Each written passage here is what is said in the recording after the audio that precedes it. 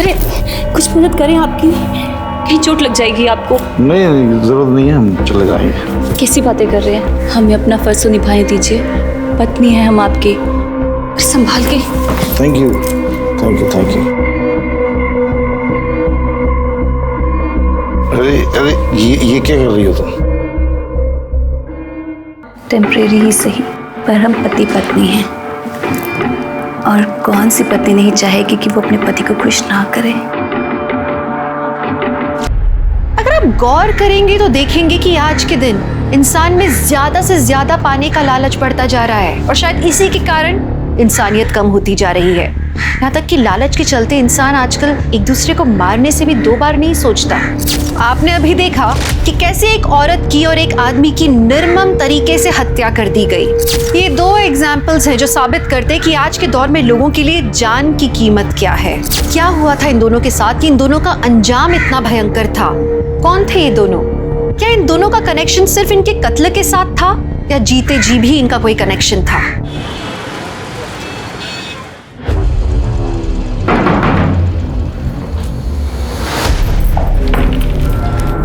आ गई घर की याद? नहीं, काम बहुत था, सेठ ने दूसरे गांव भेजा था काम के सिलसिले में। झूठ, हमें सब पता है कि आप पूरा दिन क्या काम करते हैं। यहाँ घर में खाने को दाने नहीं है और साहब को अय्याशा करनी होती बात। तुम मुझ पर कभी यकीन क्यों नहीं करती? सच बोलोगे तो क्यों नहीं करूंगी यकीन मैं?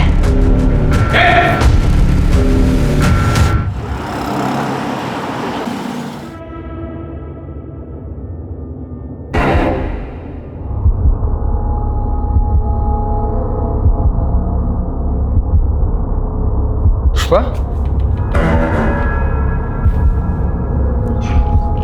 पुष्पा पगला गई हो क्या? हाँ, दरवाजा खोल के सो रही हो?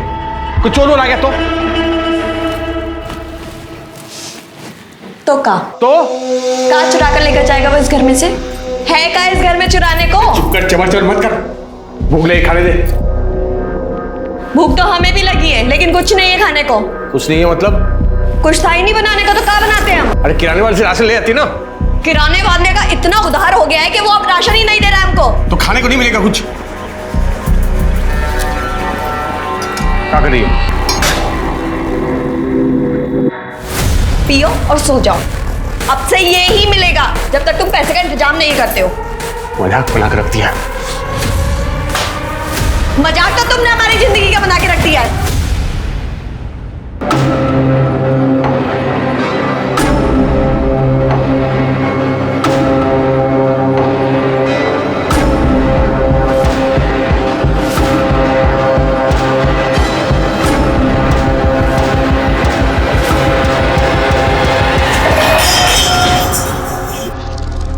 पुष्पा, कहाँ जा रही है?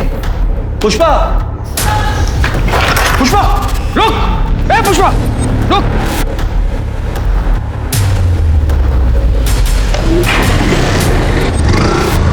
कहाँ भाग रही?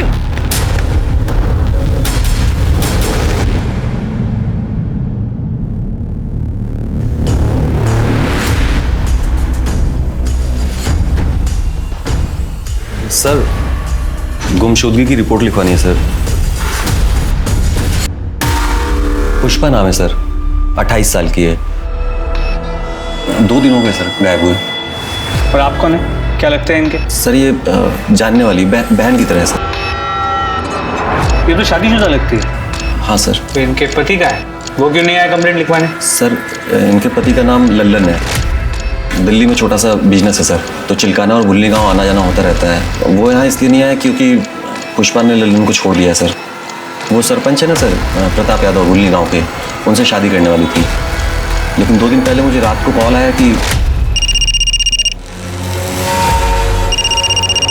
पुष्पा। हेलो हेलो अखिलेश, तुम हमें लेने आ सकते हो? अभी? हाँ अभी, जल्द से जल्द प्लीज। हुआ क्या है पर? अखिलेश, हमने फैसला किया है कि हम प्रताप यादव से शादी नहीं करेंगे। क्या हुआ? वो हम तुम्हें मिलने के बाद बताएंगे, प्लीज हमें लेने आ जाओ। 9 बजे तक आ जाओ। हाँ ठीक है, मैं इंतज़ार करता रहा था, लेकिन वो आई नहीं। मैंने फ़ोन भी किया लेकिन फ़ोन अब तक बंद आ रहा है। अगले दिन मुझे दिल्ली जाना था, तो मैं चला गया। वापस आने के बाद मैंने बहुत कोशिश की, लेकिन वो ना ही प्रताप यादव क्या है ना ही लल्लन सिंह क्या। लेकिन ये प्रताप यादव की तो 2 दिन पहले शादी हो गई है ना? हाँ सर, किसी और से की। मैं ज़्यादा नहीं जानता सर, आप प्लीज़ पता लगाइए ना कि कहाँ है।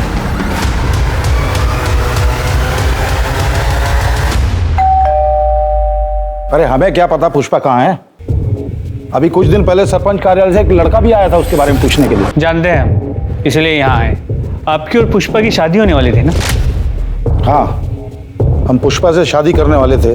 वो अपने पति से तलाक दे के हमारी मदद के लिए आई थी, लेकिन शादी से एक दिन पहले वो गायब हो गई। हम ये शादी नहीं करना चाहते, इसलिए हम अपने पति के पास वापस जा रहे हैं। क्या तुम मेरे साथ ऐसा कैसे कर सकती हो पुष्पा? मेरी हेलो हेलो।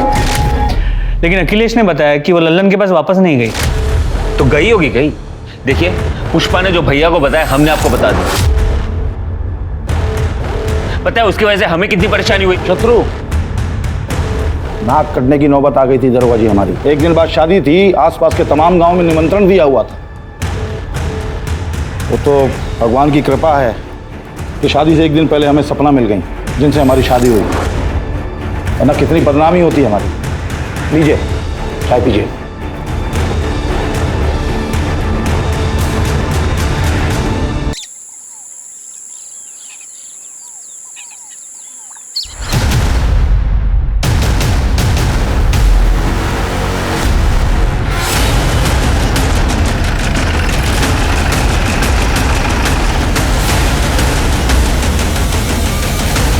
सर उस तरफ चल दिखा।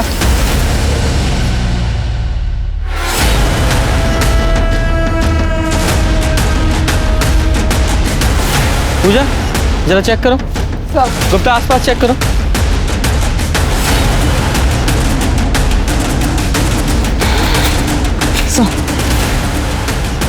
सर बॉडी को देख के इसकी उम्र तो नहीं बता सकते, लेकिन लड़की यंग ही होगी और कब मौत हुई है ये भी नहीं बता सकते। सर ये कहना भी मुश्किल है कि ये मर्डर है भी या नहीं।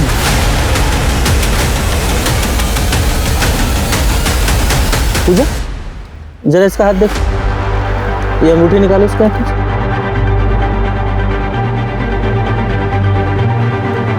शर्मा, तुम्हें याद है दिसंबर के महीने में हमारे थाने में एक औरत की मिसिंग कंप्लेंट दर्ज हुई थी। वो सरपंच जिसकी शादी होने वाली थी, जिसकी बीवी शादी से एक दिन पहले भाग गई थी, उस औरत की। तुम्हारे फोन में उसकी फोटो होगी, जरा मैच करके देखो।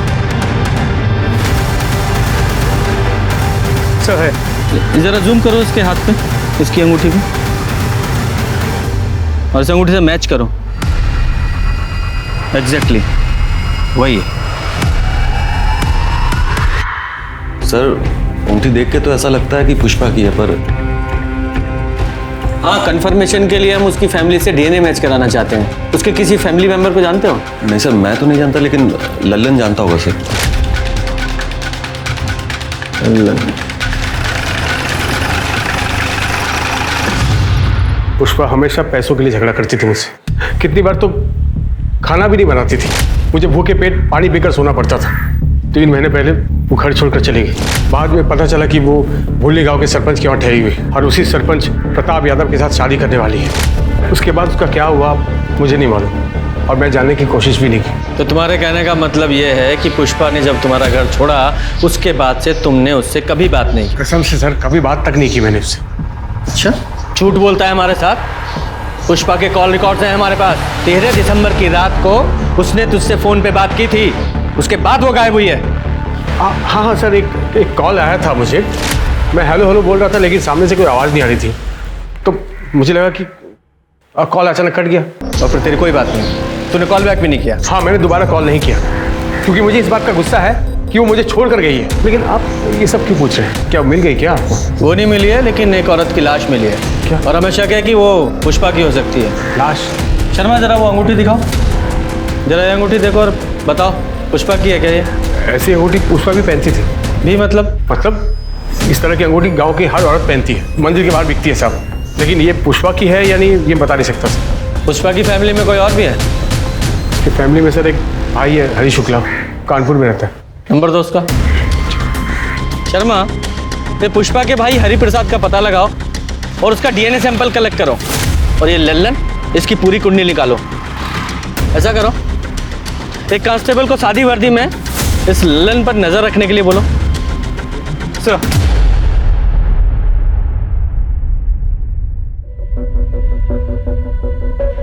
अब 1 महीने में हमारे फेरे भी हो जाएंगे। शत्रु, हमें ना तुमसे कुछ बात करनी थी। बताओ। हम चाहते हैं कि शादी के बाद हमारा अलग घर हो। क्यों? भैया भाभी के साथ क्यों नहीं रहना? पर शत्रु, हमारी प्रिवेसी का क्या? तो जो एक साथ रहते हैं उनका प्रिवेसी नहीं होता क्या? ऐसे तो जॉइंट फैमिलीज होते ही नहीं, और भाभी के बिना रहना तो मैं सोच भी नहीं सकता। तुम तो ऐसे बोल रहे हो जैसे सपना भाभी हमेशा से वहीं रहती थी। हमेशा से नहीं रहती थी, पिछले 3 महीने से आई हुई है। लेकिन भाभी बहुत अच्छी है। क्या बात है भाभी, माँ बिल्कुल ऐसी मालिश करती थी। तुम जब सपना भाभी से मिलोगी ना, तब तुम्हें पता चलेगा कि वो कितनी अच्छी है। अरे अच्छा हुआ वो पुष्पा भाग गई और भैया को सपना भाभी से शादी करनी पड़ी। किस्मत अच्छी है उनकी। देखो सब ठीक हो जाएगा। सर, पुष्पा के भाई हरी शुक्ला के अनुसार पुष्पा की उससे बात ही नहीं हुई थी। लेकिन उसका डीएनए सैंपल तो लिया ना तुमने?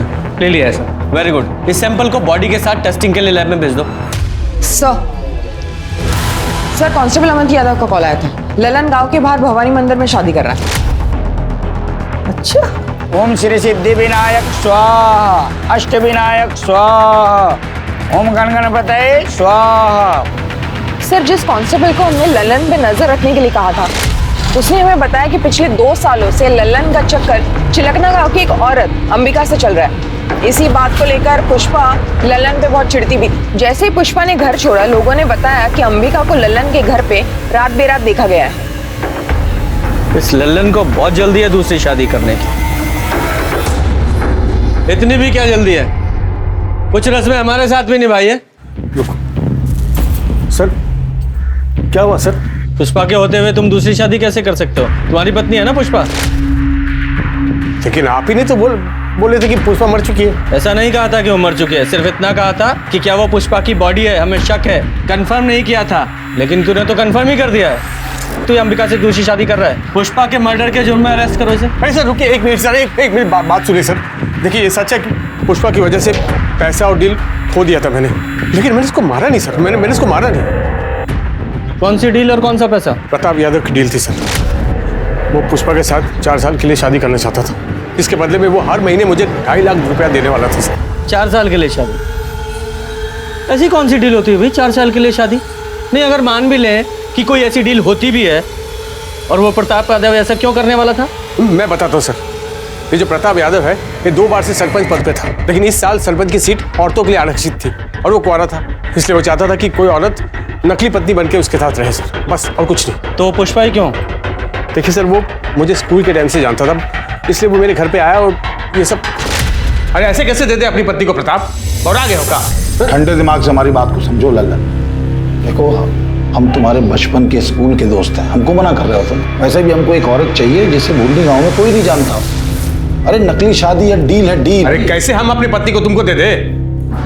कुछ भी। हम तैयार है जी। क्या बात कर रही हो? बोरा तो आप गए जो घर आई लक्ष्मी को मना कर रहे हैं। तो उसके लिए हमारी गृह लक्ष्मी को किसी गैर मर्द के साथ भेज दे, उसके साथ सुला दे क्या? अरे क्या बोल रहे हो? नकली शादी है, हाथ भी नहीं लगाएंगे पुष्पा को हम। अलग कमरे में रखेंगे उसको, बस पब्लिक के सामने हमारे साथ रहना पड़ेगा और सरपंची का काम सिखा देंगे इसको हम। बिल्कुल चिंता मत करो। हैं? हाँ बोलो। हम तैयार है प्रताप जी। बताइए कब करनी है नकली शादी? बहुत बढ़िया, ये हुई बात। अरे सुनो सुनो, पकड़ो प्रताप। 1.5 लाख रुपए रखो पैसा, और सुनो बस एक काम करना है कि 4 साल तक पुष्पा को फोन नहीं करोगे तुम। हाँ ठीक है, तैयारी करो। पुष्पा के अंदर पैसों का लालच भरा पड़ा था सर। पैसे को देखते ही नीयत खराब हो जाती थी उसकी। एक दिन पैसा लेकर भाग गए मेरे घर से सर। कहाँ भाग रही? किसके साथ भागी वो? कौन था वो आदमी? चेहरा ठीक से देख नहीं पाया, हेलमेट पहना हुआ था, लेकिन बाद में मालूम पड़ा कि वो प्रताप यादव के घर पे है, उसके साथ शादी करना चाहती है। तो अखिलेश ने तुझे यह नहीं बताया कि पुष्पा ने प्रताप के साथ शादी नहीं की है, वो वहां से भी भाग गई है? हाँ बताया था सर उसने, लेकिन वो यहाँ भी नहीं आई। शायद वो बाइक वाले के साथ भाग गई होगी। उसे वैसे भी मेरी नहीं पड़ी सर, मैं इसके बारे में क्यों सोचूं सर, और क्यों ना करूं मैं दूसरी शादी, बताइए मुझे। नहीं, कहानी तूने अच्छी सुनाई है। कहीं ऐसा तो नहीं है कि पुष्पा ने तुझे फोन किया हो कि मैं प्रताप के साथ शादी नहीं कर रही हूँ, अपने घर वापस आ रही हूँ।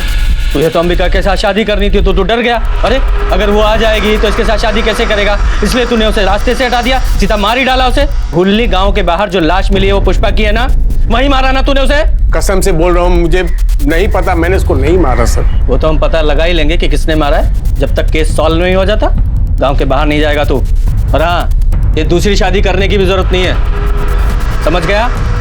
वरना तेरी बारात थाने से निकालूंगा मैं।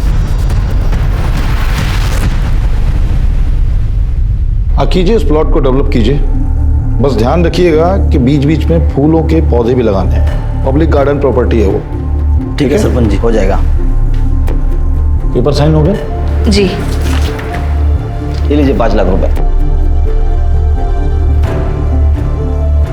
पेपर दो।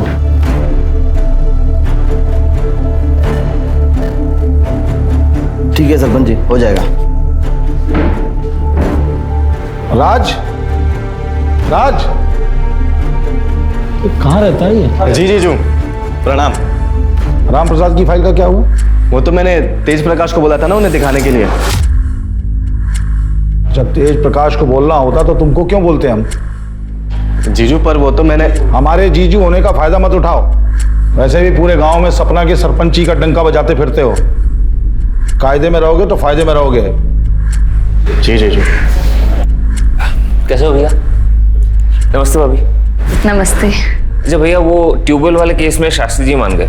देखा, सीखो इनसे कुछ। हमारे भाई होने के नाते अकड़ सकते हैं, लेकिन नहीं, जो काम हम इनको बोलते हैं पूरी ईमानदारी से पूरा करते हैं, किसी दूसरे पे थोपते नहीं हैं, समझे? जीजू पर वो काम मैं। सही तो कह रहे हैं, कुछ सीखो शत्रु से, पर नहीं, तुम्हारे दिमाग में तो गोबर भरा है। अब खड़े क्या हो, जाओ यहां से। प्रणाम। शत्रु, आज तुम्हारी शादी के कार्ड छपके आ जाएंगे और आज हम तुम्हारी पसंद का खाना बनाएंगे। जी भाभी। चले जी।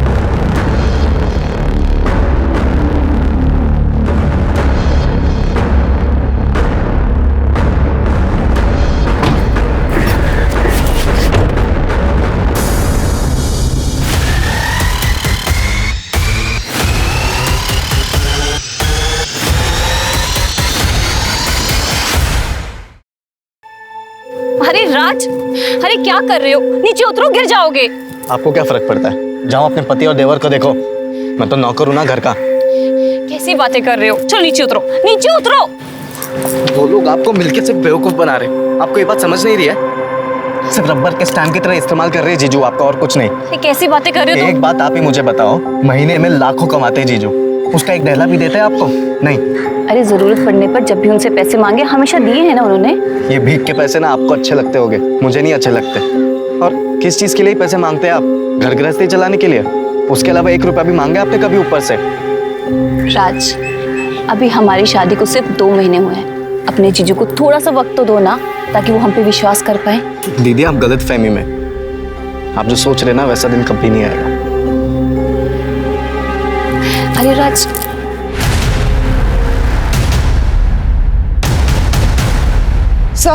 सर हमने प्रताप के बारे में पता किया तो उसका राइट हैंड सर पड़ोसी उससे पूछताछ की तो एक पड़ोसी कमलेश सिंह ने हमें बताया कि राजेश्वरी को भूषण ज्वेलर्स के यहाँ पे चांदी के बर्तन बेचते हुए देखा है मैंने।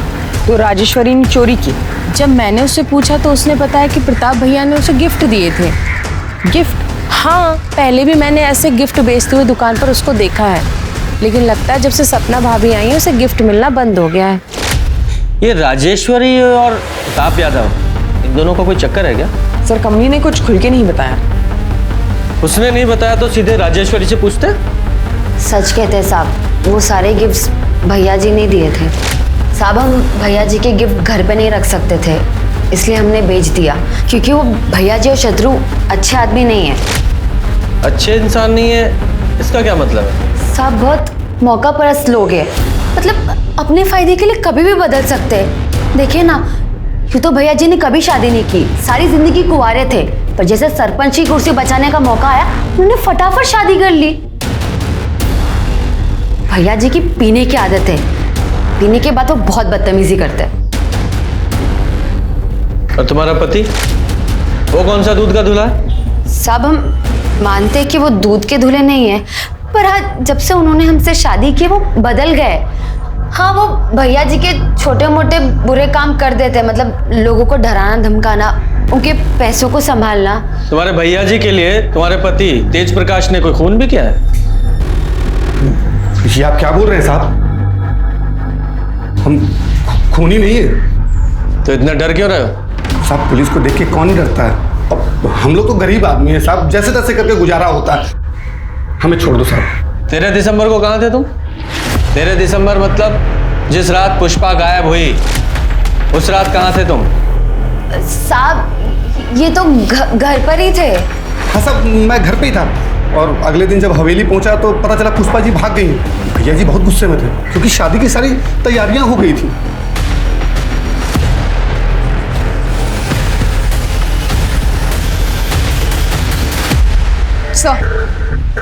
सर डीएनए रिपोर्ट आ गई है। बॉडी का डीएनए पुष्पा की भाई हरीश शुक्ला से मैच हो गया।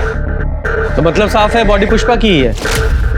सर और सर पोस्टमार्टम रिपोर्ट के हिसाब से पुष्पा की मौत 13 दिसंबर के रात को ही हुई थी। उसे गला दबा के मारा गया था। और इस अखिलेश ने हमें बताया था कि पुष्पा का 13 दिसंबर की रात को 8 बजे फोन आया था और 9 बजे दोनों मिलने वाले थे, लेकिन पुष्पा अखिलेश से मिलने पहुंची ही नहीं, मतलब तब तक वो मर चुकी थी। सवाल तो वहीं का वहीं है कि उसे मारा किसने? सर लल्लन? मुझे नहीं लगता। मैंने लल्लन और अंबिका की मोबाइल की लोकेशन चेक की। उस रात दोनों की मोबाइल की लोकेशन ना तो जंगल के पास की थी और ना ही भूलनी गाँव। दोनों की लोकेशन लल्लन के घर के पास की ही थी। लेकिन ये भी तो हो सकता है लल्लन ने पुष्पा को मारने के लिए किसी को सुपारी दी हो, क्योंकि पुष्पा न सिर्फ किसी और की बीवी बनने के लिए तैयार हो गई थी, बल्कि लल्लन ने जो डील का पैसा एडवांस में लिया था 1.5 लाख रुपया, वो भी लेकर भाग गई थी। इस लल्लन के पास पुष्पा को मारने का सबसे स्ट्रॉन्ग मोटिव है। इसे अरेस्ट करो। तब तक मैं प्रताप यादव से जरा पता करता हूँ कि पुष्पा के बारे में उसने हमसे झूठ क्यों बोला। तुम मानते हो तुमने ऐसी डील ऑफर की थी? हाँ की थी। तो कौन सा नया काम है इस देश में ये? और इतनी आसानी से अपनी कुर्सी कौन जाने देता है? और हम तो इस कुर्सी पे लोगों की भलाई के लिए बैठे हैं, और कोई गैर कानूनी काम हमने नहीं किया। लल्लन को अच्छे खासे पैसे का वादा किया था, 1.5 लाख रुपए एडवांस दिए थे, और वो पुष्पा तो खुद हमारे दरवाजे पे आई थी, शादी करने के लिए तैयार थी। एंड टाइम पे धोखा दे दिया उसने। उसने धोखा दिया, मार दिया उसे।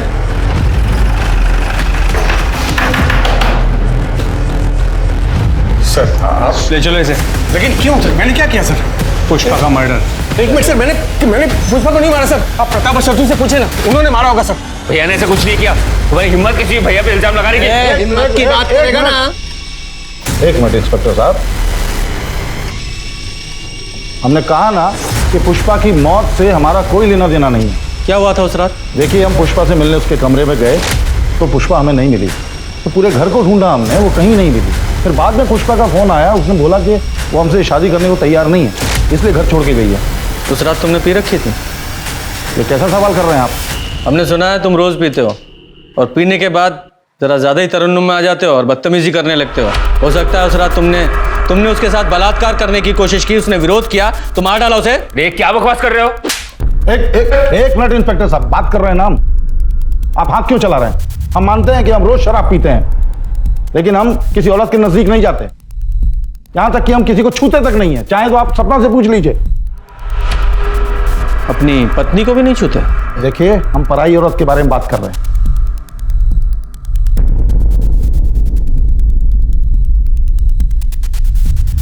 13 तारीख को कहाँ था तू? मंगेतर के साथ फिल्म देखने गया था सहारनपुर में। वहीं पे खाना खाया और 11 बजे घर वापस आ गया। सपना जी? जी। पुष्पा को जानती हैं आप? जी नहीं।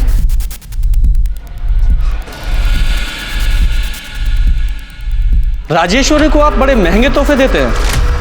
हाँ, बोनस, होली दिवाली देते हैं। क्यों?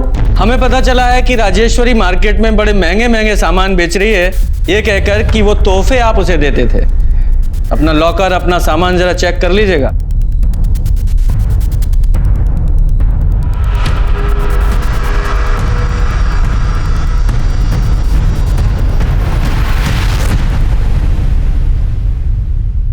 सर राजेश्वरी के अनुसार प्रताप पीने के बाद कंट्रोल में नहीं रहता था। हाँ, लेकिन जब हमने प्रताप से पूछताछ की थी तो उसने बताया था कि उसने किसी भी औरत के साथ कभी भी कोई बदतमीजी नहीं की। और सपना ने उसकी हाँ में हाँ मिलाई थी। कहीं ये सपना प्रताप की टेम्परेरी बीवी तो नहीं है जैसे कि पुष्पा होने वाली थी? हो सकता है सर। तेरे गांव में जाकर पता करो इस प्रताप ने कभी किसी गांव वाली औरत के साथ कोई बदतमीजी की थी क्या? सर मैडम, वो तो किसी औरत की तरफ नजर उठाकर देखते तक नहीं थे। मुझे बहुत गर्व है कि मेरा बेटा प्रताप भैया जी को अपना आदर्श मानता है। अरे गांव वालों के हिसाब से ये प्रताप यादव भगवान के समान है, तो इस राजेश्वरी ने हमें कौन से प्रताप के बारे में बता दिया? शत्रु और हमने पूरे घर के सामान को चेक किया।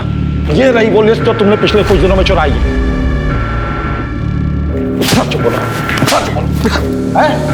भैया जी देखिए, इसमें कोई गलती नहीं है। इस सारा सामान हमने चुराया था पैसों के लिए। हमें माफ कर दीजिए भैया जी। दोबारा अपनी शक्ल मत दिखाना, मैं निकल जाओ।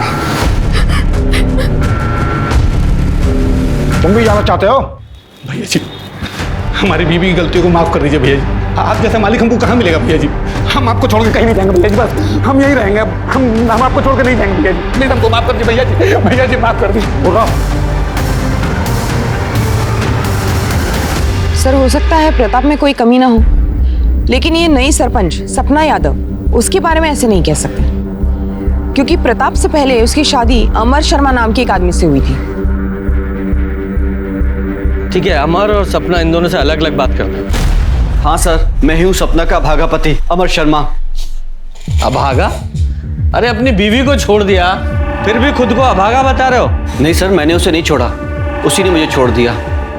जैसे उसे पता चला कि वो प्रताप किराए की बीवी के साथ सरपंच की कुर्सी भी दान पे दे रहा है, उसने मुझे छोड़ दिया। प्रताप को कैसे जानते हो तुम? सर, प्रताप कभी मेरा दोस्त हुआ करता था, लेकिन जैसे उसे पता चला कि मैं कंगाल हो गया हूं तो उसने मुझसे दोस्ती खत्म कर दी। लेकिन सपना बीच में आ गई। उसने बिना किसी शर्त के उसकी बात मान ली और मुझे छोड़ दिया। तो और क्या करती सर, दूसरे आदमी से शादी करना ही बेहतर था बजाय अपनी जान लेने के। अमर को शराब पीने की बहुत बुरी लत है। रोज शराब पीने के बाद वो मुझे मारता पीटता था। मैं तो अपनी ज़िंदगी ख़त्म कर देना चाहती थी। जब प्रताप जी की मुझे डील मिली तो मुझे वो मेरी हर समस्या का हल लगी, इसलिए मैंने डील एक्सेप्ट कर ली। तो सर, इसमें मैंने क्या गलत किया? और अमर तलाक के पेपर पे साइन कर चुका था। तलाक के पेपर थे? नहीं सर, वो तलाक के पेपर कैसे हो सकते हैं? वो प्रताप ने तो मुझे बोला था कि वो डील के पेपर थे। सर, मैं बहुत पढ़ा लिखा नहीं हूँ, मुझे नहीं पता कि उन कागजों में क्या लिखा था। और प्रताप ने मुझसे बोला भी था कि वो पेपर मुझे वापस लौटाएगा, लेकिन नहीं लौटाया उसने। और ऐसा कोई एग्रीमेंट साइन नहीं हुआ था। और रही बात तलाक की, तो उसका फैसला 1-2 दिन में आ जाएगा। आप लोग चाहें तो तहसीलदार के ऑफिस में जाके पता कर सकते हैं। और आज के बाद हमारी गैर मौजूदगी में हमारी पत्नी से बातचीत करने मत आइएगा। आप लोग जा सकते हैं, प्लीज।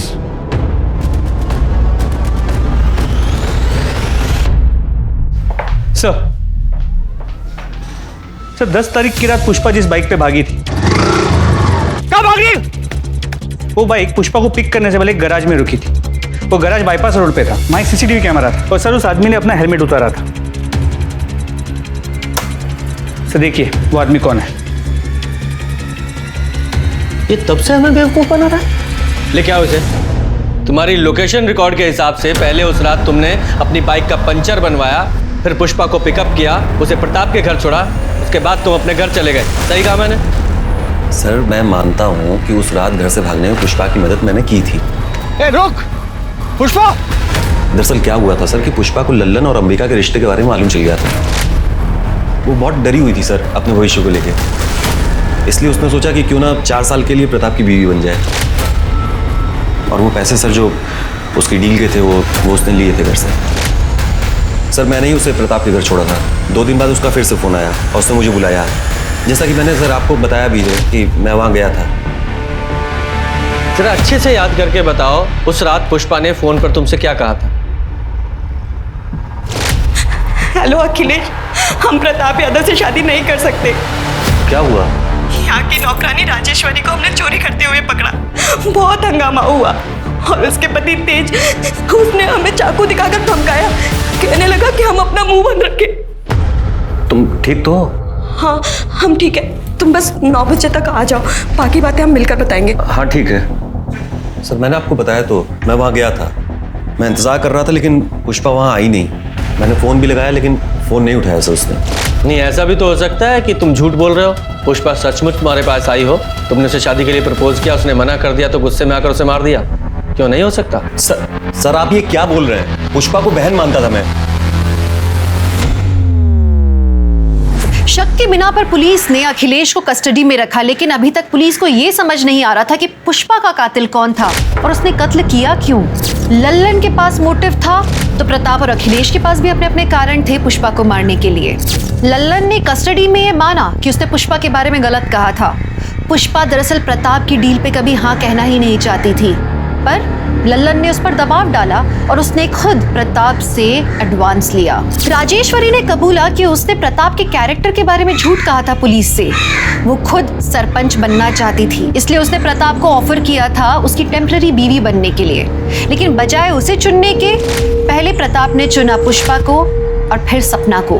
पुलिस कश्मकश में थी कि क्या वाकई प्रताप निर्दोष है, लेकिन 2 दिन बाद पुलिस को प्रताप के खिलाफ एक कंप्लेंट मिली जिसने सबको चौंका दिया। प्रताप जी ने हमारे साथ रेप किया है सर। क्या? आपके पति ने? शादी की डील हुई थी कि प्रताप दीदी को हाथ भी नहीं लगाएगा, दोनों को अलग अलग कमरे में रहना था। सर 2 महीने तक सब ठीक था, लेकिन कल रात प्रताप जी हमारे कमरे में आए और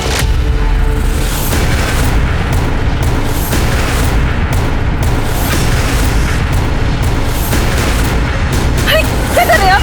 अरे छोड़िए, अरे हटिए, कोई है? बचाओ! झूठ बोल रही है वो सपना, दिमाग चल गया उसका। तो तुमने सपना के साथ जबरदस्ती नहीं की? जी बिल्कुल नहीं। कल रात पीने के बाद जब हम अपने कमरे पे जा रहे थे तो अरे कुछ मदद करें आपकी, कहीं चोट लग जाएगी आपको। नहीं जरूरत नहीं है, हम चले जाएंगे। कैसी बातें कर रहे हैं? हमें अपना फर्ज तो निभाने दीजिए, पत्नी है हम आपके, संभाल के। Thank you thank you thank you. अरे अरे ये क्या कर रही हो तुम? टेम्परेरी ही सही, पर हम पति पत्नी हैं, और कौन सी पत्नी नहीं चाहेगी कि वो अपने पति को खुश ना करे। वो सपना हमें खुद फंसा रही है। वो क्यों फंसाएगी? वो भी अपने ही पति को रेप के इल्जाम में। शायद उसको कोई भड़का रहा होगा। कौन? उसका नकारा भाई राज, वो भड़का रहा होगा उसे। कौन किसे भड़का रहा है और कौन छुपा रहा है वो तो हम पता लगा ही लेंगे। फिलहाल तो हमने सपना को मेडिकल के लिए भेजा है। प्रताप झूठ बोल रहा है सर, हम तो सिर्फ नाम के सरपंच हैं, एक रबर स्टैंप है। हमें कब क्या कैसे करना है इन सब का फैसला प्रताप जी करते हैं। और सर दोनों ही सूरतों में तो बदनामी हमारी ही होगी। हमें तो हमारी जान जाने का भी खतरा है कि हमारे साथ भी वो ना हो जाए जो पुष्पा के साथ। आपका कहने का मतलब है कि प्रताप ने पुष्पा को मारा? हमें नहीं पता सर, हम कुछ नहीं जानते। जो प्रताप है ये इतना पावरफुल आदमी है कि इसके लिए कुछ भी नामुमकिन नहीं है, और वो तेज और शत्रु उसके एक आवाज पे कुछ भी करने के लिए खड़े हो जाएंगे। सर प्लीज आप दीदी को प्रोटेक्शन दे दीजिए। देखिए इनकी मेडिकल रिपोर्ट आने तक हम ऐसा नहीं कर सकते, हमें रुकना पड़ेगा। सर पर दीदी सरपंच है, आप इतना तो कर ही सकते हैं। रहने दो राज, पुलिस को अपना काम करने दो, तब तक हम अपनी रक्षा खुद ही करेंगे। Thank you. Sorry. Medical report से ये पता चला कि सपना सेक्सुअली एक्टिव थी, लेकिन रेप का कोई साइन नहीं मिला। तो या तो इसका मतलब ये था कि ये रिश्ता दोनों की रजामंदी से हुआ, या फिर सपना ने खुद को सरेंडर किया प्रताप के आगे डर के मारे। तो क्या सपना के साथ मैरिटल रेप हुआ था, जो असल में एक शादी थी ही नहीं, सिर्फ 4 साल की डील थी। पुलिस प्रताप को लेकर एक और बार कंफ्यूज हो गई थी, क्योंकि एक सपना प्रताप के खिलाफ फिर से कंप्लेंट लेके पहुंची कि प्रताप ने उसे मारने के लिए गुंडे भेजे थे जब वो सरपंच ऑफिस से निकलकर घर वापस जा रही थी। सपना ने जहां एक तरफ अपने चोट के निशान पुलिस को दिखाए, वहीं दूसरी तरफ ये भी बताया कि गुंडों ने उसे प्रताप की बदनामी न करने की हिदायत दी थी, और उनमें से एक की आवाज तेज प्रकाश जैसी थी। अरे हमने कोई रेप कोई अटैक नहीं किया इनके ऊपर। और हम कल पूरी शाम भैया जी के साथ ही थे, तो हम कैसे अटैक कर सकते हैं? सर ये तो एक दूसरे का ही साथ देंगे ना। कमीनी आसान शांत खड़ा रहे, ज्यादा गर्मी मत दिखा वरना यही ठंडा कर दूंगा। आधा कुर्सी के लिए ये सब डील मत करो, और आपने मेरी एक नहीं सुनी। भाभी देखिए, भैया आपको कभी चोट नहीं पहुंचा सकते, लेकिन आपकी ये हालत मुझसे देखी नहीं जा रही। मेरे तरफ से जो कुछ भी होगा ना मैं करूंगा।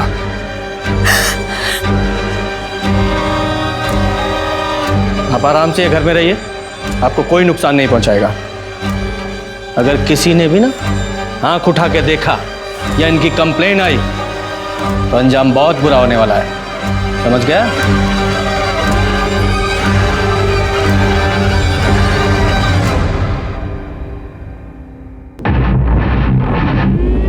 भाभी अंदर आ जाओ।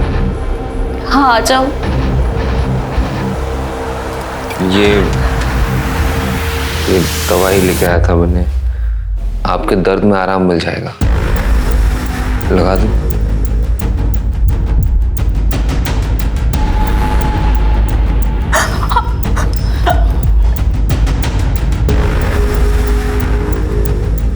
मुझे पता है तुम अपने भाई से बहुत प्यार करते हो, पर हम कसम खा के कहते हैं, हम सच कह रहे हैं।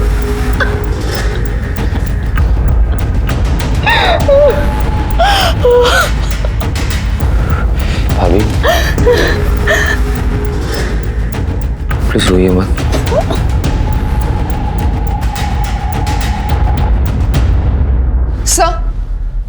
सर लोकल न्यूज़ देखिए। क्या हुआ? सर लगाइए तो।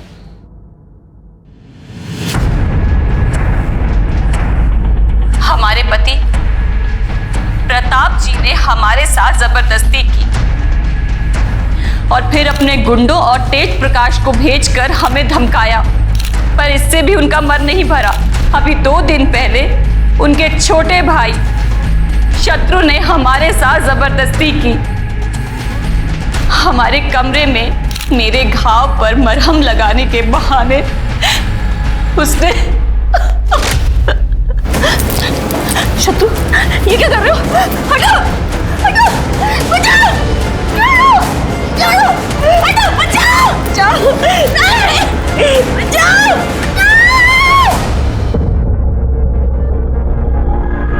और जब हमने प्रताप जी को शत्रु जी के बारे में बताया तो उन्होंने फिर गुंडे भेजकर हमें मारा पीटा और कहा कि पुलिस के पास हम ना जाएं। पर हम पुलिस के पास जाकर करते भी तो क्या करते, क्योंकि हम गए थे पुलिस के पास पर हमें उनसे कोई मदद नहीं मिली। हमारी सुरक्षा के लिए एक कांस्टेबल तक नहीं दिया। मैं डॉक्टर शहीद हूँ। सपना जी के बाएं हाथ में काफ़ी गहरी चोट आई है, जिसकी वजह से हमें प्लास्टर लगाना पड़ा।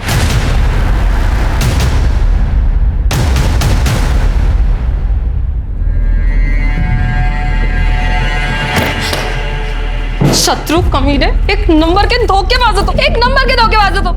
मेरी जिंदगी बर्बाद कर दी तुमने।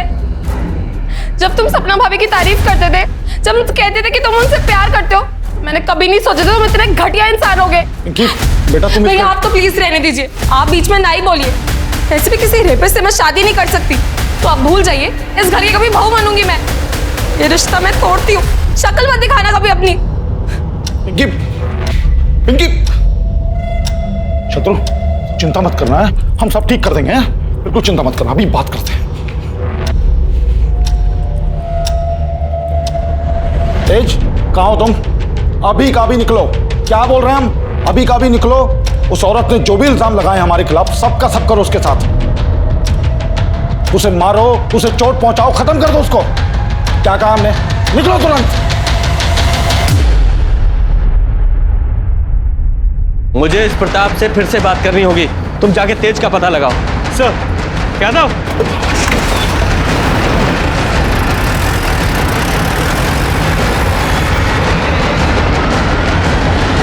क्या चल रहा है? सर वो सपना जो बोल रही है, झूठ बोल रही है। वो तेज कहाँ है? तेज कहाँ है? बोलो शर्मा। सर ये तेज प्रताप घर पे नहीं है। राजेश्वरी ने बताया कि प्रताप के कहने पे वो सपना को मारने गया है। सर मैं सपना का फ़ोन बार बार ट्राई कर रहा हूँ लेकिन उसका फ़ोन नॉट रीचेबल आ रहा है। ठीक है। क्या कर रहे हैं आप? तेज कहाँ है? हमको क्या मालूम? अरेस्ट करो इसे और जरा चेक करो।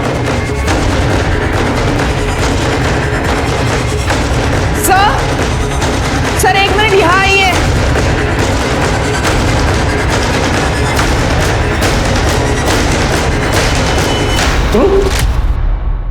शत्रु, शत्रु, बॉडी को नीचे उतारो। सर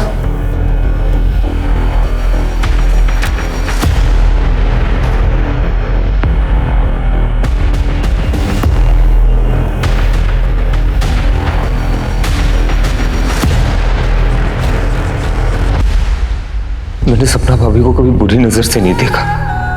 वो तो मेरे लिए माँ समान थी। उनकी गलत इल्जाम ने मेरी जिंदगी बर्बाद कर दी। मैं फिर भी लड़ने के लिए तैयार था। पिंकी ने मुझसे रिश्ता तोड़ दी। अब मेरे लिए जीने का कोई मतलब नहीं है भैया, मुझे माफ कर दो। शत्रु, क्या किया तूने यार? छोड़ो मारे उसका मेरे को। मैं आप शांत हो जाओ। मार डालूंगा उसको। शांत हो जाओ। तुम्हारी फीलिंग समझता हूं मैं, लेकिन सॉरी, तुम्हें हमारे साथ चलना पड़ेगा। लेके चलो। बॉडी को पोस्टमार्टम के लिए भेजो और ये एविडेंस बैग में डालो। स्मिता जी। आओ। सपना दीदी जिंदाबाद, सपना दीदी जिंदाबाद, प्रताप यादव। क्या बोलो? उस औरत की सच्चाई नहीं मालूम तुम लोगों को? झूठी है वो, बेवकूफ बना रही सबको। चलो भाई कर रहे हो जाओ। प्रताप यादव, प्रताप यादव, सपना दीदी। हाँ बोलो। सर फर्टिलाइजर प्लांट के पास एक बॉडी मिली है, मैं वहीं जा रहा हूँ। ठीक है पहुँचता हूँ। सर बॉडी तेज प्रकाश की है यहाँ पे। और सर इसकी पॉकेट से ये टूटा हुआ मोबाइल फोन मिला। हाँ और ये लॉकेट यहाँ पास में ही पड़ा हुआ मिला।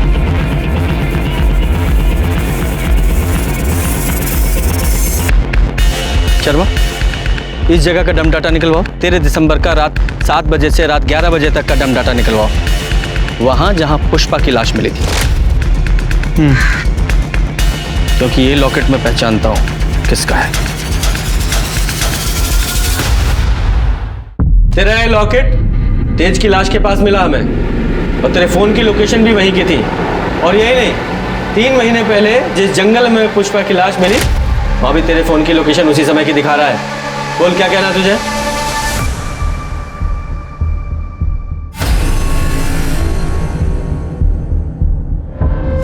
क्योंकि ये लॉकेट मैं पहचानता हूं किसका है।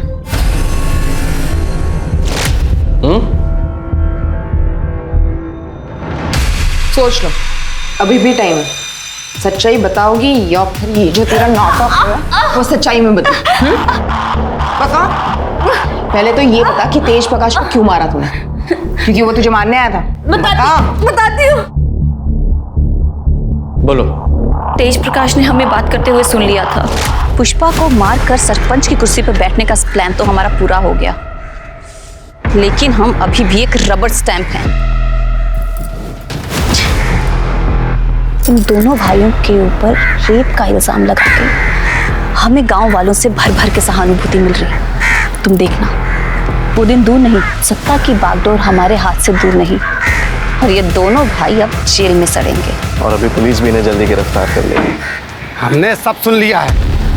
लोगों ने जो कुछ भी भैया जी के लिए किया ना, उसके लिए जिंदगी भर जेल में सड़ोगे। रुको मैं भी पुलिस को बताता हूँ। राज पकड़ो उसे।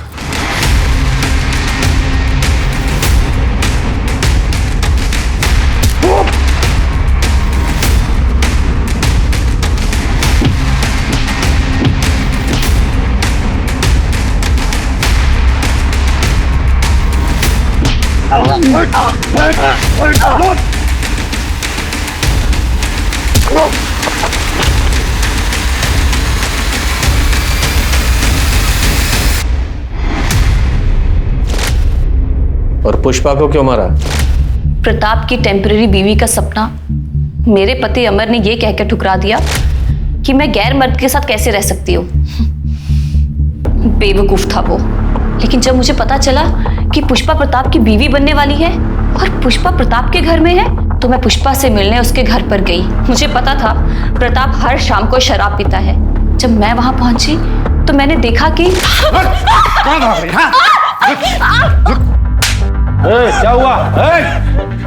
क्या चल रहा है? हमने राजेश्वरी को चोरी करते हुए देखा है। अपनी आंखों से देखा हमने। बोली भैया जी खुद चोरी करते उस पर इल्जाम लगाती हूं। दोहराओ। चलो निकलो यहाँ से। आओ।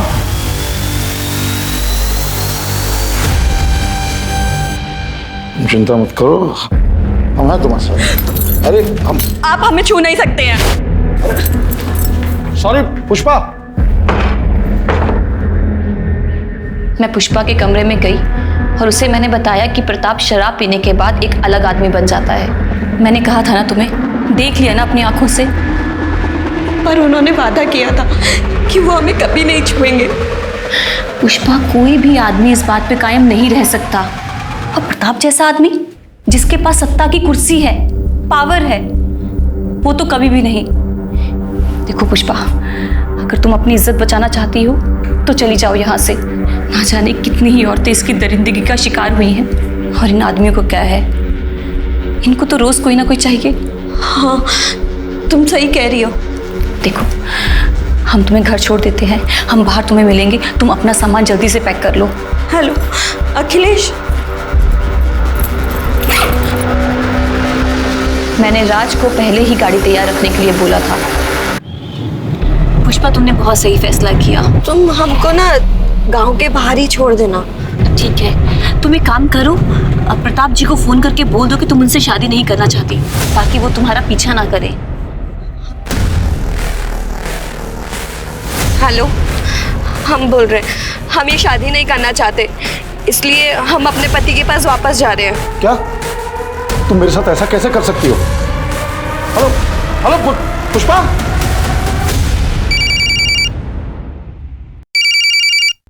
अरे ये क्या कर रही हो?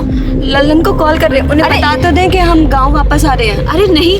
Hello hello hello.